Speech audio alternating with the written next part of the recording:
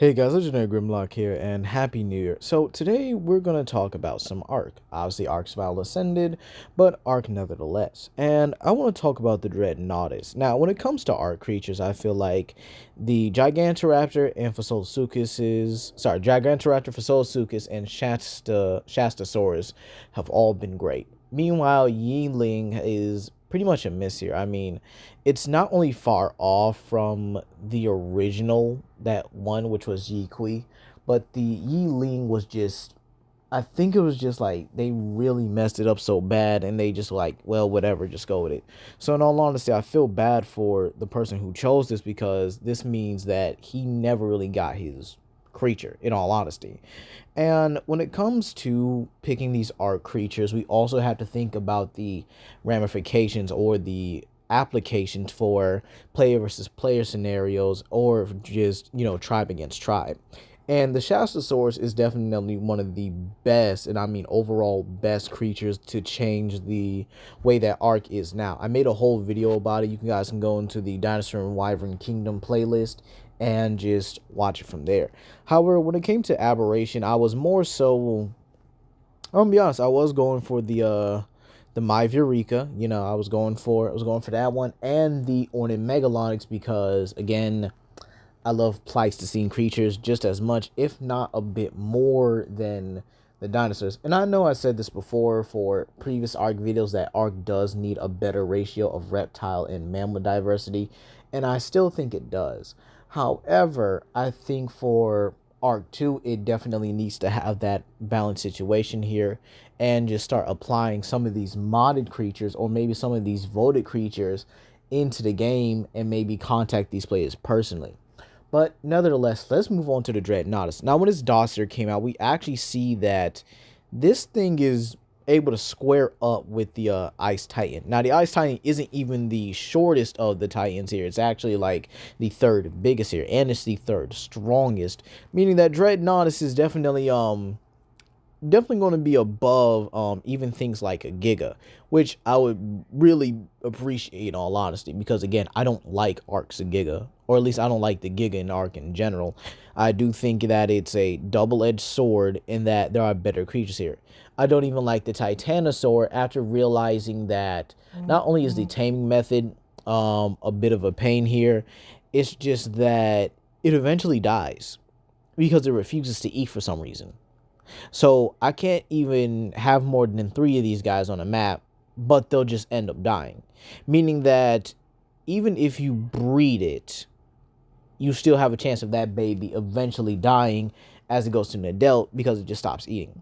And I really hope that this doesn't happen with the Dreadnoughtus. I do think the Dreadnoughtus it needs to be, I should say, the perfect version of the Titanosaur, the perfect Titanosaur, if you will. And the sheer fact that this thing is now going to be meant to go toe-to-toe with the Titans themselves, and they're going to probably be a requirement for a lot of players here. And again, it even says, even if your battle mount dies, you'll still be able to do a lot of damage. Just be glad that, this creature was able to do a lot of heavy damage to, your enemies here. And again, when it comes to Ark sauropods, not many of them are good. The Brontos, I would let slide. The Diplodocus are actually pretty good. Now, again, you might say, oh, well, how are they pretty good here? Number one, they're good for carrying your weapons. And two, they're also good for farming. I always have a Diplodocus on most of the maps that really do have them, and most of the maps that I need them. For example, for Jor, they're phenomenal for harvesting a lot of plant-based material and a lot of wood material, just as much as the gotchas are. Man, I have the Diplos and gotchas kind of just walk around this little island on Fajor, and just have them harvest the trees and rocks that are around them. So in all honesty, they're pretty great. They're pretty great creatures here. I don't have the Diplos walk around, because then eventually they'll just fall into the water, but it is what it is here. And when it comes to the Amarga is actually noted to be a pain in the community, so much so that nobody really bothers taming it after a while. I think it was great that Ark did decide to add this creature, but they should have they didn't need to complicate the taming method. You got to feed this thing Callian soup, right? Or at least have the same body temperature as it. Have sweet cakes to heal it. and then you have to go around hunting and killing dangerous creatures that could easily kill it, and it's just a real pain overall. Then there's the Carcharodontosaurus. The Carcharodontosaurus is again way better than the Giga, and I would recommend for everyone to actually get one. I really would here. The Carcharodontosaurus and the Dreadnoughtus would probably be the most lethal combination in Ark. I do think that. I do think that the Dreadnoughtus and Carcharodontosaurus together would be a lethal combination. Plus, adding a Tyrannus buff, I do think that this will probably be the combination that a lot of people go for, and I think it's perfect. Because again, we don't have many solid herbivore and carnivore combinations. We really don't. We have solid carnivore and carnivore combinations. Think about it. You could have a Tyrannus, a couple Thylacoleos, and Deinonychus. That is a lethal combination. There's no boss that's beating that. Like, the only boss you might be able to get to actually beat it is probably the dragon, because for some reason it's just like it loves carnivores for some reason. Like, carnivores just can't damage it, which is weird in my opinion. And then you also have, your other herbivores that are honestly somewhat okay in boss fights, like the woolly rhino. And then you have the brachio in the modded version, which is why I hope Ark 2 actually fixes this, that I don't even think you can bring them into boss fights all like that. They're too big. It's funny because the Giga is meant to be, again, a PvE or a player, a tribe versus tribe type of creature. Meanwhile, the Dreadnoughtus seems like it's going to be the perfect combination of not only, playing by yourself, playing with a friend or your tribe, or maybe just going towards another tribe. The Dreadnoughtus feels like it is going to be perfect for those scenarios. It probably is going to have 2 saddles, or maybe it'll just have 1 saddle where you can just add cannons. And speaking of which, you can actually have this thing swallow cannonballs and boulders, and they'll spit out this element acid corroding, ammo, meaning that it'll damage just whatever. And again, the Dreadnoughtus itself here is going to be a staple in Ark Survival Ascended. I could already tell where this is going. It's going to be like the Shastasaurus, where this creature is going to get transported around a lot of different maps. And again, I do think that is going to happen. It's a creature that is going to be needed on every map. Just think about it, right?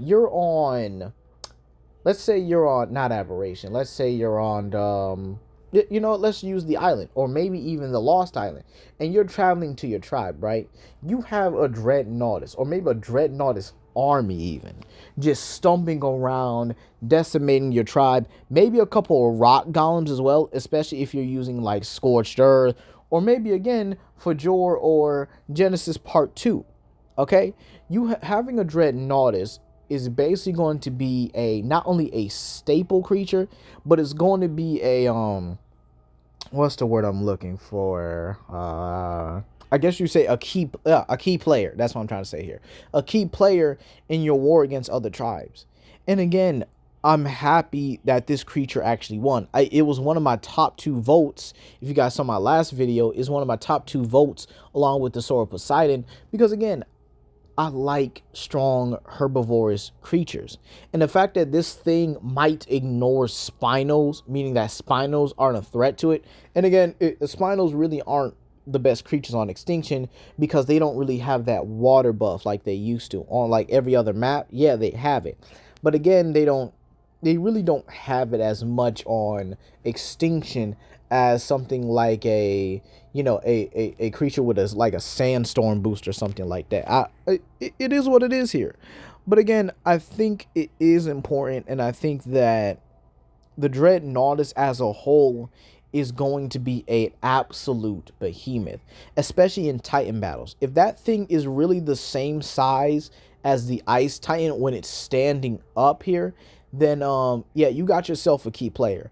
Add a Tyrannus, add some Daeodons, and what else is on there? Thylacoleos, maybe a couple Rexes. I would definitely add some Carnos, because they bleed effect is always helpful. And again, I know if you have a Thyla, it really doesn't matter, but again, Carnos are also pretty helpful.